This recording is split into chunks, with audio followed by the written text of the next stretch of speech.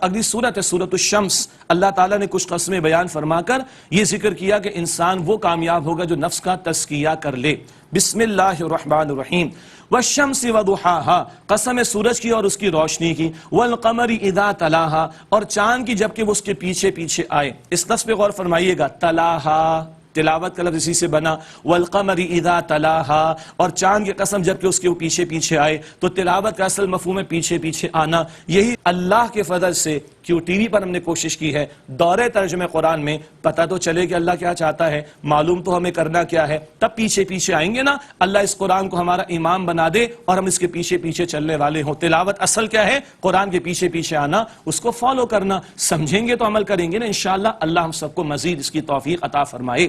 والشمس وضحاها، قسم ہے سورج کی اور اس کی روشنی کی، والقمر اذا تلاہا، اور چاند کی قسم جبکہ اس سورج کے پیچھے پیچے آئے۔ اور ایک اور بات بھی ہے نا، سائنٹیفک فیکٹ کی طرف بھی اشارہ، چاند کی روشنی کیا ہے؟ اپنی نہیں ہے، وہ سورج کی روشنی کا ریفلیکشن ہے۔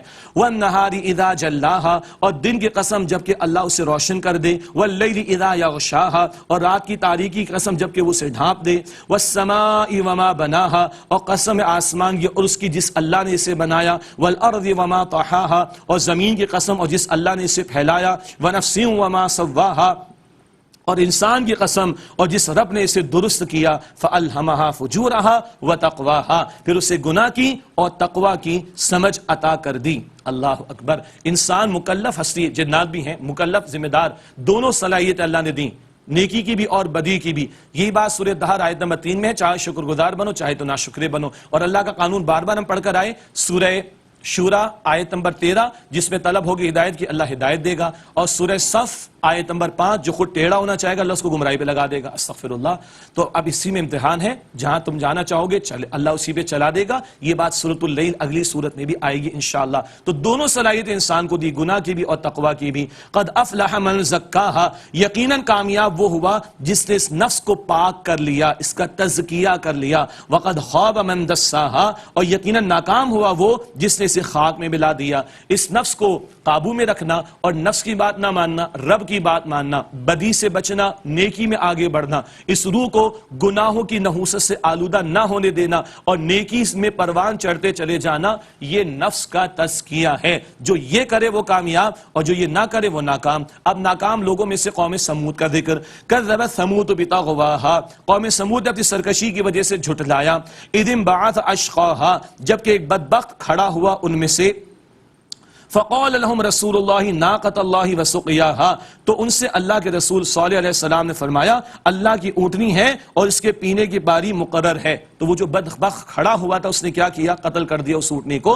فکذبوہ، پھر ان لوگوں نے انہیں یعنی صالح علیہ السلام کو جھٹلایا۔ فعقروہا، اور اس اونٹنی کی ٹانگیں کاٹ کر اس کو ہلاک کر ڈالا۔ ایک نے کاٹا ٹانگوں کو لیکن پوری قوم کی تائید تھی، ساری قوم مجرم قرار دی گئی۔ خاموش رہنا بھی جرم ہے، مجرم کے سامنے خاموش رہنا، جرم کی نفی نہ کرنا بھی جرم ہے، اور خاموش تائید اگر کی تو پوری قوم سرکش، اس پر اللہ کا عذاب آیا۔ فدمدم علیہم ربہم بذنبہم فسواہا، پھر ان کے رب نے ان پر ان کے گناہ کے سبب ہلاکت مسلط کر دی، پھر انہیں برابر کر دیا، برباد کر ڈالا۔ ولا یخاف عقباہا، اور اللہ تعالیٰ کو ان کے انجام سے کوئی ڈر نہیں تھا۔ یہ جملہ کبھی آپ بات میں پڑھیے گا، تھوڑا عجیب لگے گا، اللہ کو کوئی خوف ہو سکتا ہے کسی کا؟ ظالم لوگ جو پچھلی کتابوں کے ماننے والے تھے نا، انہوں نے تحریف کی کتابوں میں اور یہ تک لکھ دیا کہ اس قوم کو عذاب دینے کے بعد اللہ کو ڈر آیا۔ استغفر اللہ، استغفر اللہ۔ اللہ نے آخری کلام جو قیامت تک محفوظ ہے واضح فرما دیا، ولا یخاف عقباہا، اور اللہ تعالیٰ کو ان کے انجام سے کوئی خوف نہ ہوا۔